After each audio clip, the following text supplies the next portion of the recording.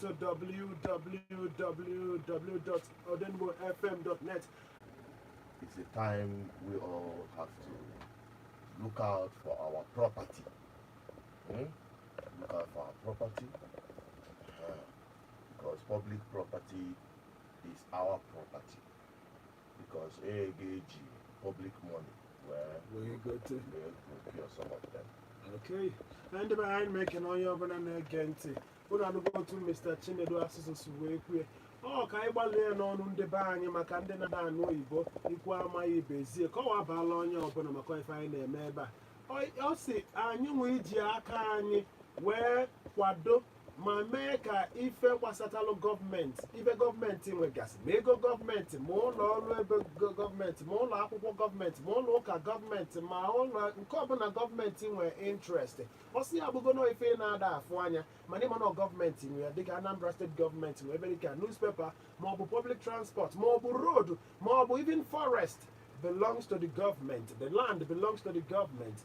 Osingi koti gesi we nwe ike igbachibido ka mmadụ na-emebi ya dịka nke gị otu isi azọ ife nwe asị na aka na abụ ka mmadụ ji azọ ife ọnwa wasị ọ sị otu ga-esi wee nwee ike anyị nwa ịzọta ife gọọmenti ka ndị oyilo na-emebi ya dịka ngịnwa bụ ife nwe otu ọ ga-abụ mmadụ bịa n'ebe ị na-alụ ọrụ chọọ ka ọkwaso ya afịa gị ịjụ ruru ntutu tasịa gịnị esi gị be gị ejebe onye ọ bụrụ kọtụ ejebe ọkpọkwa ka ekpe anya ekpe anya kpọkwa nke ekpe udo ife niile anụ a bụ ka mmadụ na-emebi na efe inwe dịka ọkụ gị ma ebe ị na-azụ afịa ma ebe isi eri nri wasị protecting government assets as your own property.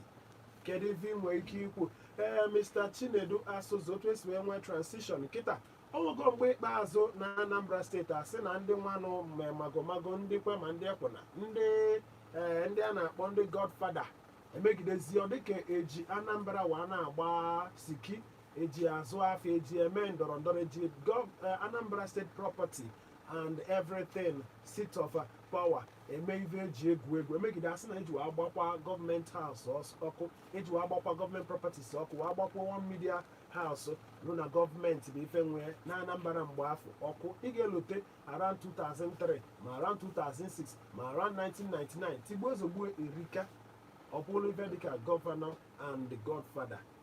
At the end of the day ndị niile amụmụkọ nwe onye ejidekwa bụ ndị dị involve maka na gọọmenti property ka agba millions of naira asị na eji wee lekwa one hotel bụ gọọmenti nwee so ma ndị nke agbara ọkụ ma ndị elefuru elefu ma ndị ezuru n'ori kedu otu ordinary people like us like you me in the street in the church in the government house as well or in the market ga-esi wa protect me or the possible. Okay, thank you very much. Emma, the purpose of this program, Good Governance Ministry, is to touch every aspect of our human endeavor. Not just talking about the governance, the people in government. We also talk about ourselves, our responsibilities as Indian Anambra, as Igbo, living in Igbo land, or wherever you find yourself. Public property is your own property, and many of us have not taken that into consideration in handling public properties. Onya ka o ji abụ ọ na-agba m anya mmiri m ebidogodo na nke ndị polisi ndị uwe ojii ị na-abụ na ọ na-agba ebunyeba moto before 6 months ifu moto ahụ ịma mmazi na moto ebunye na-agbabeghị for 6 months. Nke a bụ ife m ga observe, and I believe so many people na-eme observe.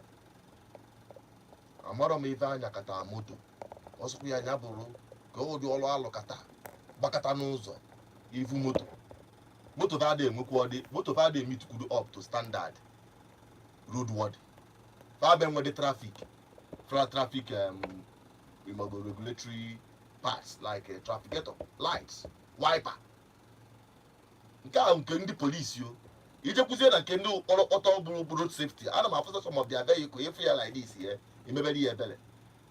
The way people, the attitude I cultivate to go to this part of the world, but now public properties is nobody's property. You can handle it as you want.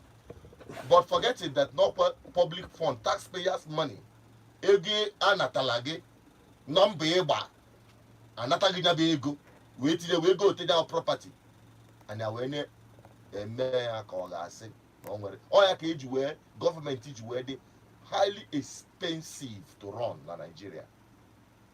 Wastage in the obodo, maintenance culture but zero. People treat, sometimes the only people that treat it at some point as their personal property. But ndị kọnagbori n'akụkụ n'ọdị ike. Government assets, so government properties. Hana run got their private shot. But the work we're trying to handle today is to change that culture. Actually, we do from the people. We're gabazie to the government. Because they're back and where to pay fianya. Aya kaigati tata aige nebalianya. We're going to look into it and you will understand how it affects you directly. Because someone I am not really down on how it affects you, that mentality will continue. That mentality will continue. On the time where I made discussion, guys, you Simba, I get never know who I am. Can you be done with the people? Anama one them mother saver. That now in a handle things all manner of public utility. You handle it with care. Even my neighbor no poruzo. And now we are with care. I have to go so many times. Even I recklessness on the streets. Baba or Kulu Polu electric. And as you cook Polu electric now. I privatize one have. I know Kuzioku street light. Mother Korea Kutu Jawalo. On your fear, Bachi and Kete. All go public cage well all those things to provide lightning at night. And those lights at night in Emu ne help a cob crime. Maka obone na aga n'ụzọ ebe niile gba itiri. You may fall vulnerable to criminal activities. Man every niile chake enough for no obona before forgive only so raise the confidence of people and also installing some level of security. Manefo ndị mmadụ anyị ka esi handle ya nwere onye na-etinye arụ nwere onye ọgbasalụ until o mee one day. Enwego a student a report o jere ije mere road work exercise ka o jere ibe n'ụzọ ụtụtụ mana ọkụ ede emu ụmụazị wee dakpodie and she died in that process. Ifugo ọkwa mma mmadụ ka ọ bụ onwe onye ma onye ọ ga-eme echi onwe onye ma onye ga-fall victim. I'm just using this as an example. And ekwuzi okwu ebe a na-ekpofu abịbịa ma ọgụta drainage system ahụ ka ọwara mmiri wee na-aga mmiri gata ofu ebe o si wee ga efu mmadụ ọgba anya daa n'etiti ehihie na-abụ okporo ahịbịa ọ na-erunye n'ime ya. Ndị be anyị na-eme ya karịrị akarị and onye na-eme ya nwekwara ịgasị onye a kedu ibe ị na-eme ya mwakpụkọ ibe abịa ime ọ na-eche mgbe gọọmenti bịa wee lozo na anyị nwa bụ the people with the government. Anyị nwa bụ the government on the street. Anyị nwa bụ the government in our neighborhood. Anyị nwa bụ government na marketplace n'ụlọ ọrụ n'ebe anyị na-azụ ọbịa n'ebe anyị na-agụ akwụkwọ. Anyị nwa bụ the people with the government. These are the little things that matters. Isi na ọgbasara ọlụ gị erugide gote echi ebe niile before rainy season. All the drainage system in the house to go pity. Don't be able to go on and miss. The air pollution go again a career or to Mogaro go again whatever no.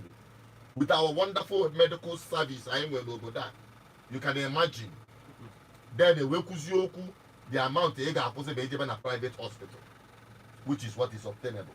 If we able to see a pay, you see or basarology. It doesn't concern you. Man, if you don't know, you're going to go on there, man. Don't know what a watch. Yeah. Bully a watchman over these things because it affects you. Or you could be if you don't know why, man, I feel so divine. Or a culture I get develop. Ngabu kind of affect directly without us knowing. Mili Zosie too. Mandio yeje maybe ngwa abịaba ebe na-enwe flooding. Then the bike na-enwe flooding. a na-ekwu na gọọmenti alụtara ụzọ ọfụma alụtara proper drainage system nke alụtazila alụta ajesuchie ya onye afụgo na anyị enweghị nsogbu onye afụgo na ebe na-aka ọsụrụ anyị nnukwute nsogbu bụ ebe ahụ and ọ bụrụ na anyị akpachala anya anyị ga na-ata ahụhụ ya wada maka ekwu esi na ọ gbasara m ọgụ ya ekwu ọgịghị onwe nke a ga m ekwukọta mmadụ asị ọgịghị edogide obodo anụnwa obodo agatago you cannot be the one to fix it. These are the mentality the people now suffer the failed system na-ekwu efu that na ọ dịka sick to say na ya na enwere ozi hope at all.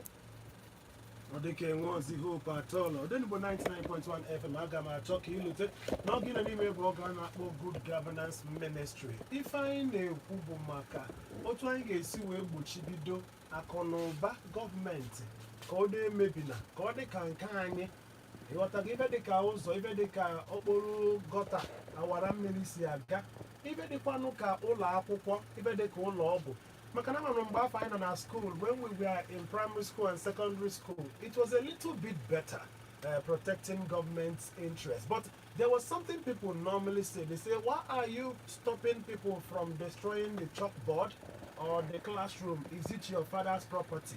And the thing moved on. If you have that kind of mentality as a child in primary school, it's going to follow you to secondary school, maybe to university or tertiary institution, wherever you find yourself. Then again, ultimately, where you work. So if you were a government worker, at the end of the day, someone wants to lose something that belongs to government, something like maybe computer, and go home, you want to say something, they say, is it your business? It happens. Even among commissioners. Mana school. Yes. And by I got be in a government. You understand? By get blue na government, e ba ka auto ya no e ba ni we bi. Open this thing I na a primary school. It would then have effect on that very child. When the child starts being a government worker, you can't stop that very child.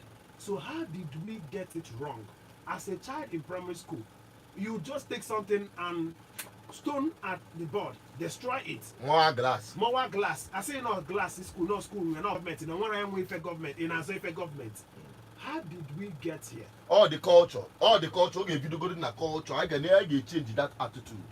I get video man. All I can do mention no school, because in a peer, because by all by say attacks development levy, all parents they are where. You want to go? All parents.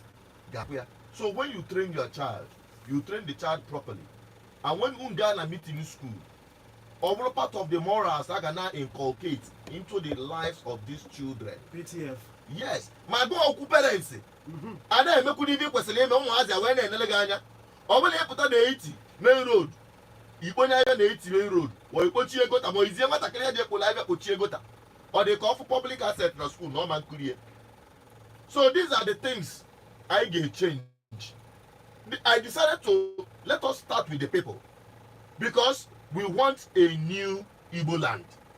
We want a rebranded Igbo land. We wanted a place where our people will be proud of they came from. I know Sigoni in Nigeria Adroma.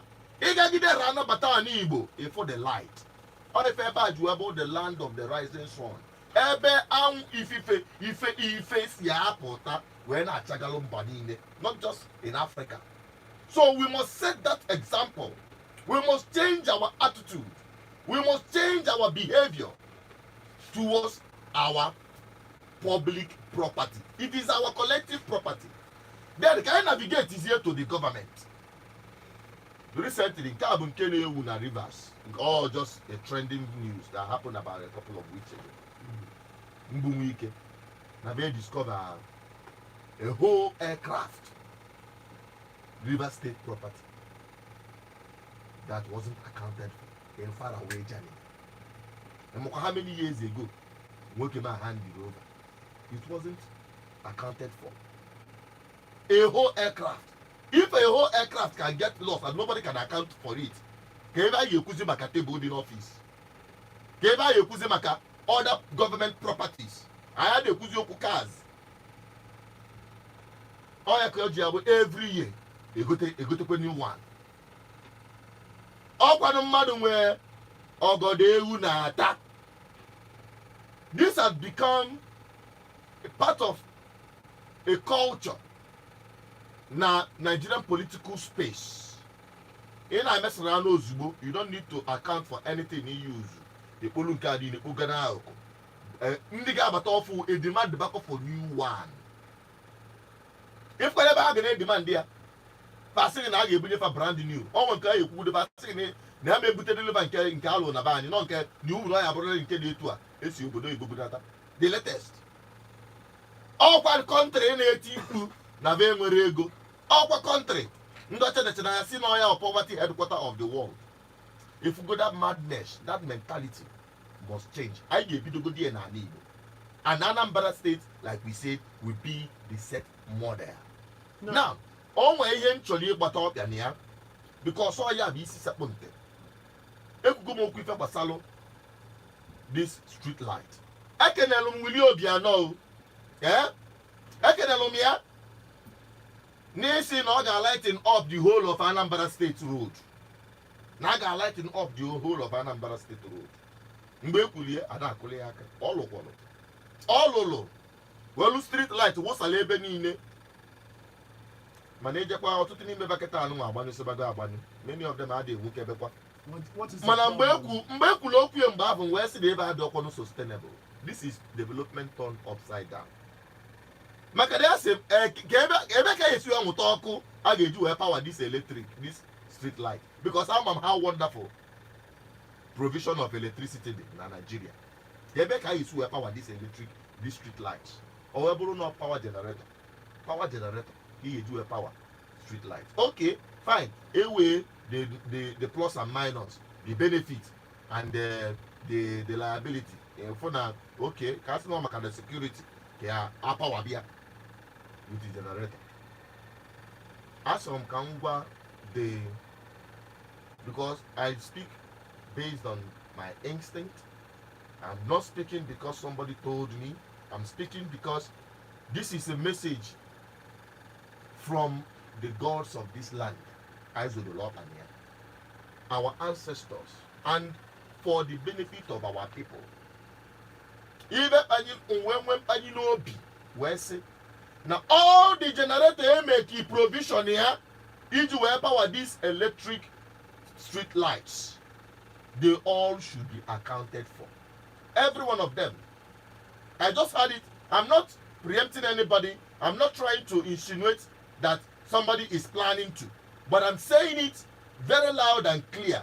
In all communities, station this power generator. Make sure that it is well protected and accounted for. By who? By the people. By the people. Or we are protecting in the village. Make sure because even for the because all the transition time go for the FGF. By authority. Now, by authority. It evolves Sean and the money game memory it was a Ibu one. Obron give the belly and immoral security. Namanante. Or what community or what security. Nana State, Yamanagana. In my security game match. And I don't tell Yoku or what even they travel. Because also in Nigeria, we have potassium sheep, a whole sheep. Or do disappear Camporaziza. Or what can money get you move that public property? It was brought for you. It was brought to serve you. Well, but if it was the person that brought it, who is the person that brought it that wants to take it for what? Or is he bringing it? Or is he taking it for what purpose? Or some the purpose the purpose is not tenored. Listen, we must change this kind of attitude because all this kind of attitude can never display. Transition. I'm not preempting and I'm not saying that somebody is planning to do it, but we must make sure it doesn't happen. Is it possible to protect? Of course. Without clash? Let me tell you, listen, let me tell you, on any ogbe, on any community, there vigilante, gab good one. On obo and then and thank goodness, now most of these things, many of them are protector. government mgbe ọ rụrụ ya ụfọdụ n'ime ha etichalia protector guide anya ọ mmadụ na-ejike ya. What about if this very person or whoever that wants to take away these very generators come to someone like PG or the Igwe of the community? Do you think people can question? Yes, you can question it. Or say, do you think you can question? Only never they there to serve you. Why are you removing this power generator now power our electric street? The choice kind of Ghana sieba, or the choice that they want to repair it and they want to bring new ones. Repair. New ones. I got account to go for it. I got account to go for it properly. Because I don't all go the excuse that call your put or upward or man not again. I don't want to you about it. Man, na ife eji ebupụ ego na achọrọ idozi edozi ma na achọ service ya service all these years ada service ya okay and I edozi fine. For that reason it will be well documented na onye abụrụ ihe iji edozi na mgbe dị etu a ka na-ebuchi ya tie azụ so that ọkwa maka ada ama amakwa m ibe ihe m na-agwa gị bụ otu ọdịnala na-ejele ozi because ndị na-ejele ozi bụ our ancestors that lived before us. They drop most of the messages we drop here. I don't say things out of my own volition. Because someone here, I'm not saying no, I can get back here. It is not prepared. This is a message just saying, tell our people. Because I have forgot this kind of a thing happened in the past. Okay. Make you sure. Especially it lies within the responsibility of this transition committee. SRT up. A subcommittee, they make sure now.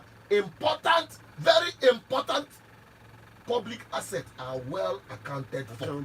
Please, all the very important. As we're talking about this, people are listening. Our intentions are not. Because I want to make a disclaimer. Our intentions are not to incite anybody. But according to what Mr. Chinedu is saying, he's talking about you protecting interest of the government, interest of the masses, interest of the society.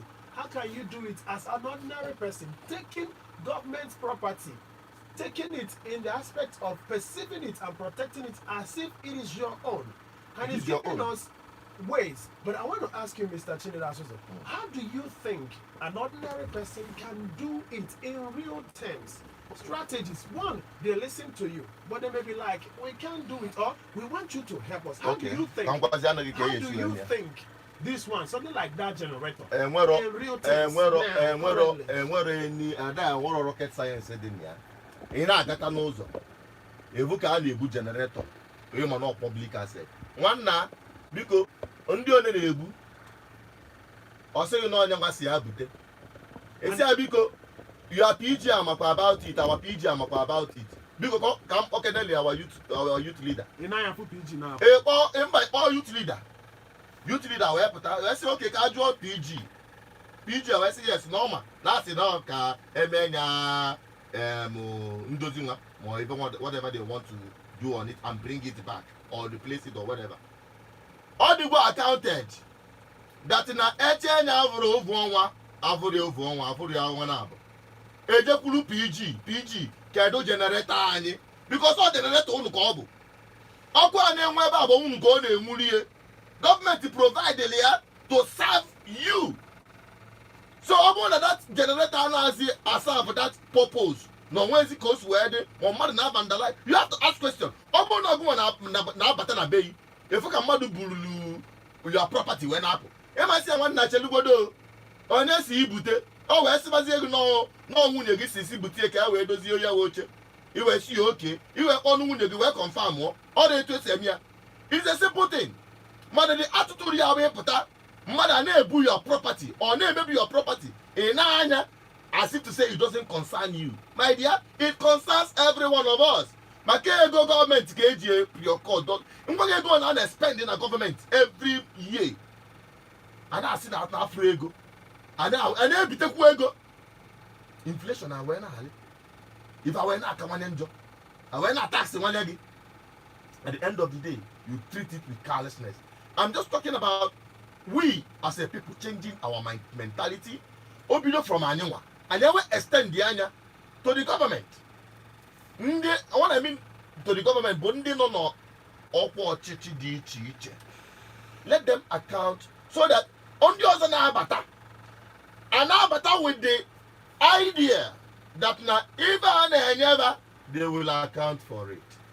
Okay. Ịghọtago? Onye ya bụ isi sekpụ ntị. So ibe eji were ekwu ibe a bụ inwe ka o si wee dị na ịmụrụ ka ị ga-esi wee kwu na ịnwerekwu the way wede alụ ka ị ga-esi ikwu ka gọọmenti ndị nọ n'ọchịchị ma ndị nọ n'ọkwa wee nụ gbasara that thing, not just the power generators, any public asset ọbụla nọ around you. Wetala anyị ya bụ ozi weta ya to good governance ministry. Kpaa aka n'ekwentị our ambassador, like I just say, all people bụrụ our ambassador. Onwe ka ibe su wee dị ego anyị asị gị meet onye dị etu a n'ọnya our ambassador good governance ministry n'ogbe dị etu a. Ọ nebali ya anya o weta nya bụ okwu ekwu onye ekwuo eme ọnya bụ n'obodo na-aga n'iru.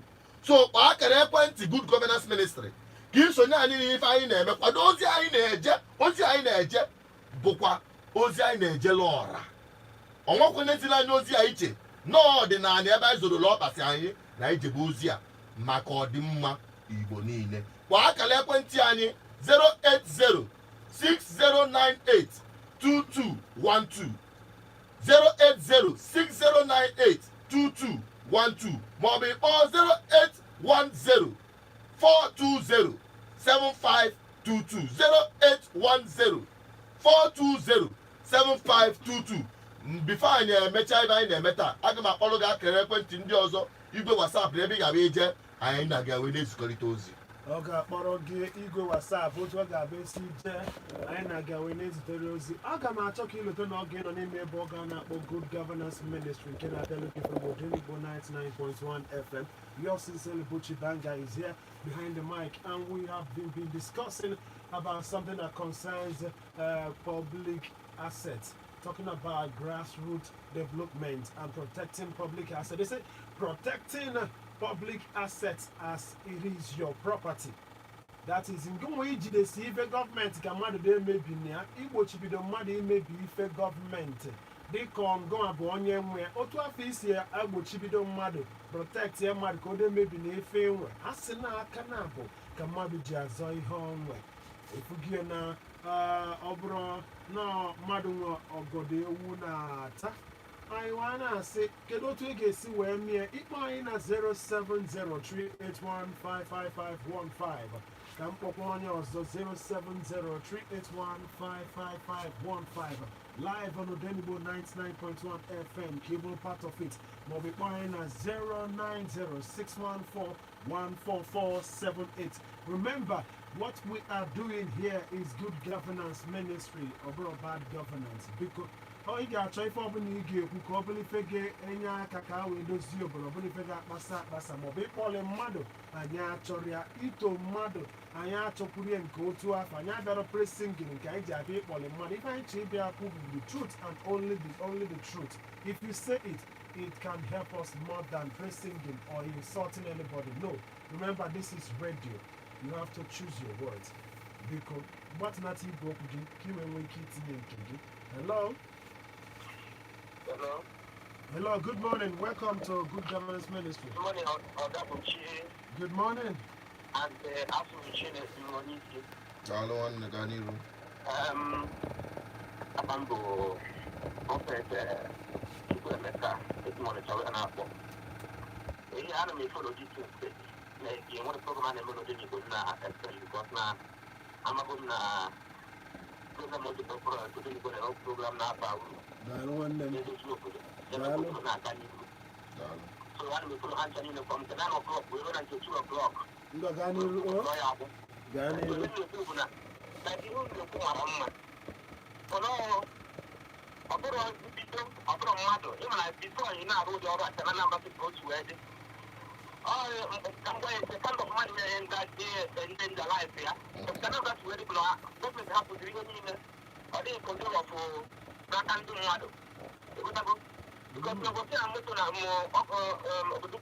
I won't see a person. I don't mean.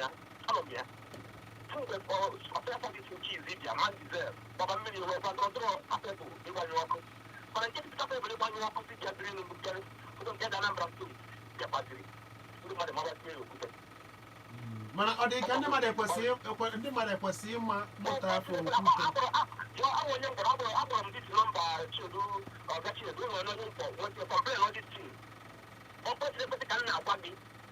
Oh, the person, why are the doctors who wanted to build up our property, but what does it go to do? What does it back to the backyard? What does that want to do? What is everybody you up for? How about the rubber glass? What is that? How drive on a steering? Can you imagine? Drive on a company to run a steering. Can you imagine? What is the about the house? The blood, look at that. That I didn't put that in our call. I don't know that. ọ dịka gịnị maka na ọ ga-adịrọzi ọ dịka gịnị kpata ndị mmadụ nwere ike iji waa wọtafe gọọmenti n'ụdị a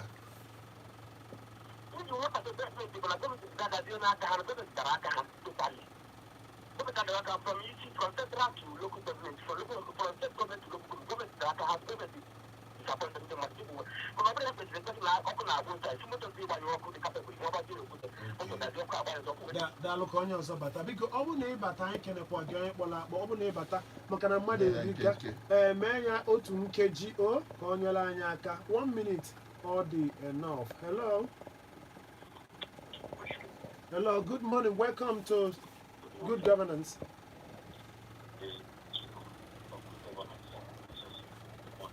Good morning. Ọ na-enyekwa m title every morning. G.O. gịnị? General Obatia. Ka ọ kwala anyị nke ọma. O wee dị egwu. O wee dị egwu. Gaa n'iru na.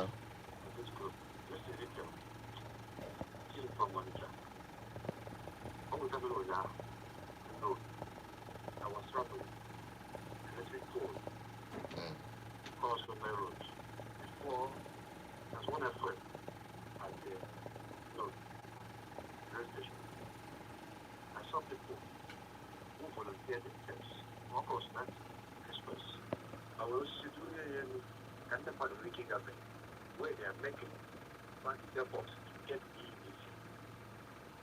I have an apartment project here in you. I want to commend people who don't know who they are, but I'm sure all people who want to protect what is in their land. By the time we come back, every year off. What are you doing? Yeah. I'm going to have a yeah, all I can do is Or maybe if I am your man affect. Electric are double mother. Onye ọbụla protect ihe mmadụ uru maka ihe gọọmenti banye ọgụ mana ọ dị ọkpọchiri na ọcha anyị anyị nwere editi ya onye gwara agwa nwere nwe ọkpọchọ tupu ihe na apụta apụta ya kapụmọ nke atọ tupu ihe nke gwara maka nkwere ka ọ dị mma na-enye m anyị so na anyị kwesịrị iprotect ihe dị n'akụkụ anyị eziokwu na ndị mmadụ ga na-agba mgba mana ga na-agba mbọ na gọọmenti anyị nwere kịta nyefe anya onye na ndị mmadụ atụ ụjọ ya na chaja na ijika venue ebe ndị a na-ele akwụkwọ oge kọmpọtụ wonde ọ na-atọ chịpasa na-ele nylon ya ebe iju na gota ahụ mkpụta ejila bụ nylon ebe atọta nylon cartons from akwụkwọ kotu ihe niile ebe ya mgbe ndị ebe ahụ ya otu kọmpọtụ nylon ọ nylon juru ebe ahụ na-abụfụ onye ọsọ nwoke nchebe abụọ ka na-emaji gọọmenti nesara ya anya ọ dị ebe a ka ọ ya bụ ime ọ dị ebe a ka ọ ya bụ efu nwanna anyị n'idoro iseli ya iwere igwe fonu gị jos seri ya wetara ya ndị good governance ọ na-eme datị na ama akwa na onwe ka ọ na-eme o oho ọ ya ka na-emaji daalụ good morning onye ọbụla amaghị iji wa single ọnịcha si na onidula ebe obinu ebe onye obi ka ọ na-awachi nke ikpeazụ okwu aka ike aghọtara m na iwe na-enwe maọbụ na ibe adịghị eme ọfụma mana ama nọ demokrasi ka aka nọ sa ya ama nkachọ nke aka ike afọ ma anyị ga-asị na gọọmenti kwesịrị ka fapụta ọnwa onye dara iwu the long arm of the law ejide onye afọ ọfụma ọ bụrụ nke aka ike daalụ hello ka anyị ghọta ka anyị gaa n'iru nnọọ good afternoon, sir. Good morning, no one them. Good morning, sir. Okay, where are you calling from, my brother? Okay, I'm Anambra State. Gaba n'iru ọ ka wofu ibe anyị bụ onye Anambra yi onye Enugu ịbụ onye Imo ọ ka wofu Igbo a ka anyị na-ekwu okwu ya onye mgbatịnata igwe okwu gị ka ị gaa n'iru Okay. So near one, you know, crowd the book, the crowd will track it up, Maka. So near I get you a car, you make a government to move that over last around when he was on the security, do the Rana, that we may have half a ton also. As no way about some him or one another has seen enough. I'm not going to have it in the government here around. I want to care. Because of overall in the other side of us, it's like roads, not under everything meaning, and then in Anaka, they take care of him of woman. I don't think I'm not going to make a gap, but I think the government will go away by you. Or Gota, or you share, or all locals to get here and go away by you, go and up also. Mother, good to wear, or whatever I get there. Who will show you the airport? Because of the way I shall wear for. So you want to get more people. Here government cannot have a government. No, you have to worry about nobody, but I don't pay you for ever. What you got on our government. So can offer some pounds. Didn't know how to see it all. What you have your own way for. Get in the your way for. Nna maka ebe ọ dị ka ga-esi kpọta ndị a ga-ewe n'ọrụ a ka ife fakwasị iji ewelu dịka nke all responsibility government is in it. Their recruitment process.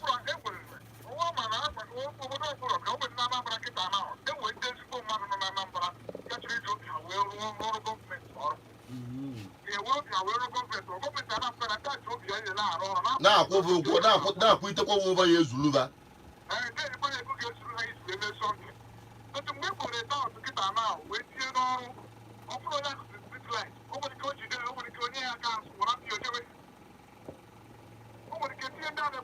Ibe na-ekwu banyere ọbara uru.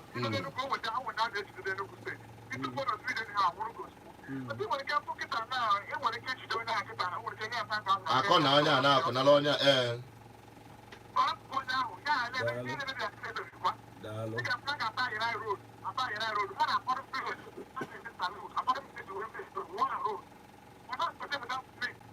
Okay. Hello. Hello. Hello, no, and Otu Nkeji Biko, 1 minute is enough. Welcome. Good morning. Good morning, welcome today. Okay, go ahead.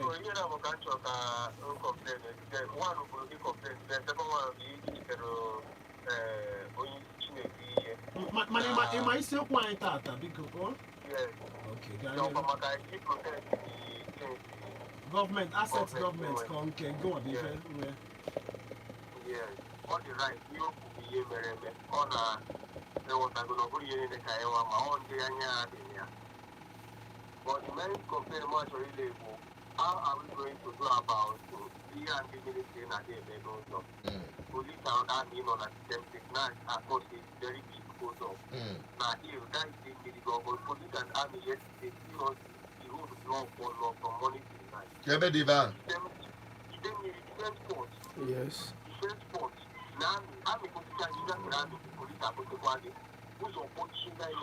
It's not Idemili flyover. Uzo. Okay, ba na uzo.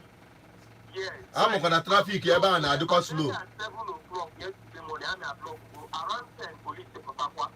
Drop one user, hold up from Old Road, Opa Junction, Old Road to that place. There's another one from Electrica to that place. And you know, just in the figure in the other road, 19 years ago, because of the Old Road. Let me take on the other side, who was on the former Old Road. Okay. Kedu wiki kpata amị ịdị na-anọ n'ụdị ebe a? Ọ bụrụ onye maka ihe ajụ na ibe anyị ekwu okwu ebo ibe o ji eweta ya bụ yes ka gọọmenti nebali ya anya at least ama na gọvanọ nọ na Anambra steeti ka nwee some level of control ịkpọ the army commanders or the police gaa n'iru.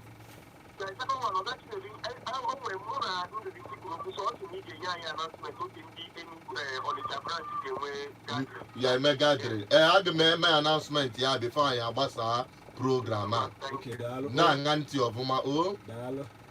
Hello. Hello. Hello, good morning. Welcome to Good Governance Ministry. Yeah. Chris Obalaja. Chris from Obalaja. Okay, go ahead. What I want to say about what I saw yesterday at the work near SM1 Street about the accident that happened on Saturday night. When I went here on Sunday, as I was going to church, I told the people that they are at risk by loading and offloading passengers here. Then one of them, trying to go high from me. I told them that what I have said is what I have not said. But they told me that it is government that will come and stop them from going there. I told them that as far as they are going there, they don't know the people that will, that we have no failure this time. And we found for them. Because many people go there here. And even if you went here now, many people are still standing there loading the same spot. Wherever accident happens, that is the way by Tazar. Those people that are trading here, government should do something about it. Yes. And tell them to remove all of them here. Okay. They are trading Ibi na-ekwu na abavant because enwere m ntụkwasị obi nwa na ba na-ege program ọbụma na-amụrụ ibe niile ị na-ekwu ba na-ege ya ntị.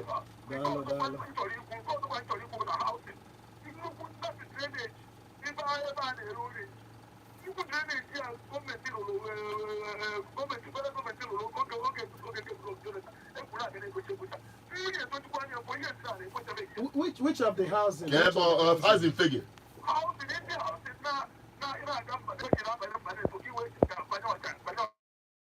Okay.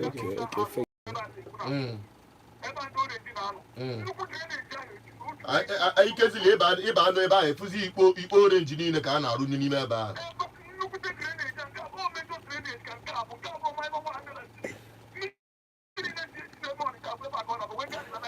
Nna m kedu ibe kpochiri ya?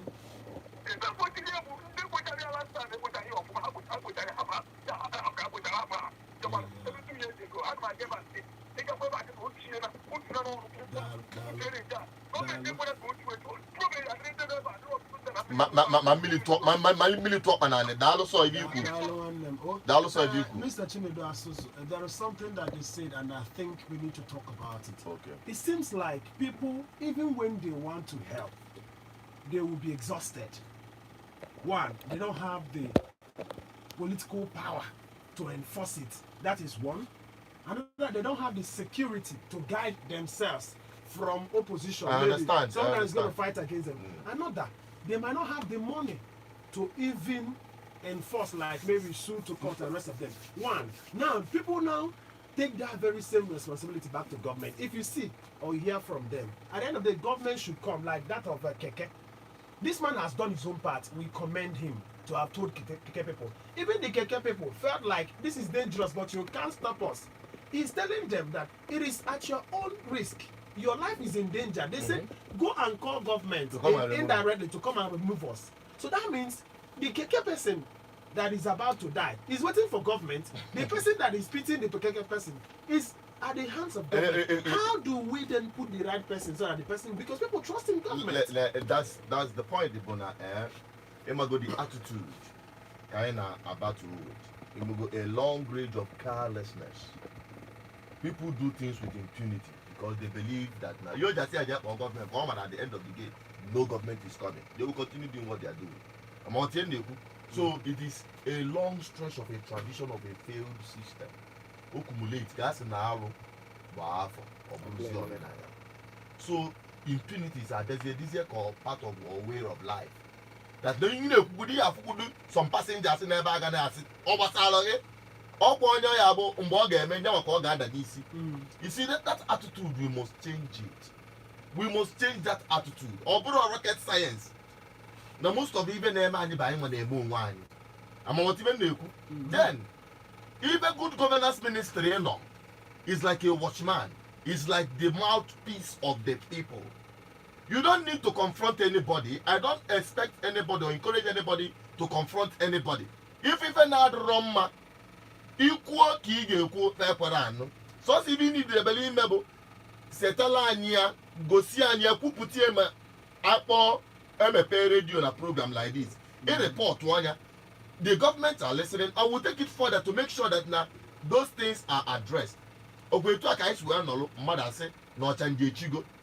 Or why no majeleba kuokwe. Under 24 hours, the jeba clear the whole of change roundabout immediately. Eba ha check it. These have been there for several months. What was that? Iba fifian keji pobido change roundabout to ekiti. Put everywhere. I was surprised. I put the Modi and sits in the Jew. Why didn't people report about it? That is what you are saying. How about it? Or somebody prompted me. Say na ma fuko kwe na ebe ebudia. Whoever they ever wait here. Immediately people here. Araram. On better 24 hours. They clear the only against him. They never have even nebu. So good governance minister. I better be itiyebu. And I better be webu. If I better is to serve our people. Can I restore come back sanity in our system, sanity in our homeland, so that Kabani Bilokwa walk Bakwalani, let our homeland start working for us. No one on the game Melania. We tell you find a Kumakiata protecting government assets as it is your own. Because I got you by Otum KJs to go, Kege, Good Governance Ministry. Hello? Hello? Hello, good morning. Hello, good morning. Welcome. Good morning, Okachi. Hello. Okay. Because the more I complain, I want I know that I find that the generation of somebody maybe they look to the media. I am a peace. Everybody kind of way I don't onye ịnabatabeghị ma ị na-abatabe onye ị na-achọta fụ ka mmadụ na-ebu ibu ihe na-apụ ị ga-agbachi nkịtị ọkụ itibegodu mkpu ma ọ bụgo na ị mara onye ị ga-agwa ma ọ bụ the neighbors like na ebe mgbe m na-agụ akwụkwọ na ibe mee so many ọ dịka zit say na polisi ndị ọcha na-alụka ụkwa nna mmadụ ya na-etu ife na-eme na be onye ọzọ ọkpọ polisi onye ibe na-emebi ama dị sef na ọgwụ onye na-akpọ polisi you are neighborhood watch. Mana here, ọ bụrụ na abụọ onye ọzọ ka ọ na-eme ọchọ dị ịma ibe na-eme ya ọkụ ya olu osụta ọnụ ọsụtụ imi so we should be anyị a na-ekwu ọnụ n'ube nwanne agba n'ọsọ ndị be anyị should start a kicking back into our norms and values ibe eji nwala anyị 07038155515 ọ ga anyị adịrọzi rie nne aga m achọ ka ị na-eme ya nkenke. Hello? Welcome. Morning. Was reaching you from Bon. Okay, go ahead. Also, I'm making a reading. If you know what to buy, then you have got our reach a Wi-Fi. They give a government in Wi-Fi call. For the guy in the government, so you also, or one day also. One of my government. I'm waiting for example. People on a road where I get a complaint, potholes everywhere, accident in many, and I do get even to the potholes here. They talk about activities of the mother. For the guy, no one should know you want to buy or I confront to them the mother. I got more. Bam, na main road. Ozugbo.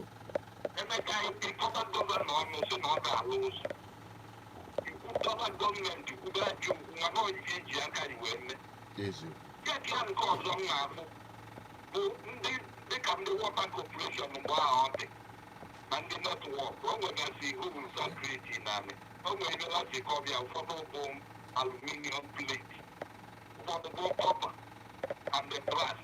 About the coffee, I know that I don't know what I'm getting. And even the open the man in Nigeria, wake up, then no one came who was in even book of looking to borrow to that plate.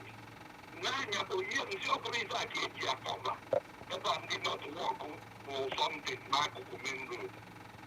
Because I get the ABC whatever. I think because no one of the end to get another now.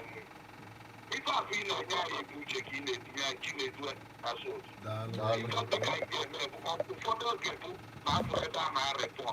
Oh, you can go to governance ministry, you were not here. we're not get back up because you don't get a report out there by the police. It's friendly. All good governance ministry. Okay, one never know. Oh God, there was I can get Chima Chukudi from I can apply. I can Mr. Chinedu Asuzu. I come talking man and Kenke. Again, the buying number fagage. Macana Afum even by the people of Father for your call. On your cosalo. Afuronia Ocosalo. Macana fast noble for your call. We can never mura to a call. Even in Yabo, good governance ministry are building a revolution that will change the mindset and attitude of our people towards governance. And Anya Potago, if it didn't make sure na bani the man, or bani kind of if I knew whoever kind of as no good, I get together as a people. And where some element of us not within us name misbehave, we'll be able to address them. But when I check alone. Or I can amend them but encourage to start coming up to identify with good governance ministry above below the ambassador, below the anya, below good governance ministry. Now, all the areas needed, almost also Anambra State, but the whole of Igbo land. If I have trouble, ka ndị mmadụ tinye arụ n'idozi obodo anyị. Ibe ịchọ complain na ịnwere ka iyi echi wee kwu na ịmara onye ị ga-akọsalụ ịkpọ good governance ministry na aka ekwentị anụnwa 08060982212 maọbụ ịkpọ 08104207522 ịkpọ aka ekwentị na-aba anụnwa ha ga-atụziri gị aka maọbụ inwe ife ọbụla nwee ka o si wee dị iseli ya iseti ya n'igwe onyonyo fonu iwelu WhatsApp send yala anya n'igwe ekwentị anụnwa anyị na-adọwa okwu agba otu o si wee dị anyị anaghị epenti a quick one what about onye nwekwa anyị dị ka fake news because ka ekwulu nwa ka ekwulu bi onye ka eji wee sị ndị mmadụ na iseti esete anya ya afị ya anya anyị na-ekwu ibe anyị amarọ ihe ya afụla anya ka a na-ekwu okwu efu na ife na-emebi setela anya ma ọ kwe gị so that anyị nobi ya anya kwuo onye anyị na-agwa gọọmenti asị gọọmenti nekwa ebe ọ na-eme of course anyị anaghị apụrụpa anything ọ bụla ewetala anyị na-epurify ya verify ya anya before pụta so ibe anyị na-agwa ndị mmadụ ka ha kwado ọrụ good governance na-arụ anyị ga-enwekwa ọgbakọ na Ọnịcha na Sunday na-abịa abịa ị ga-akpa ekwentị 08104207522 maọbụ ịkpọ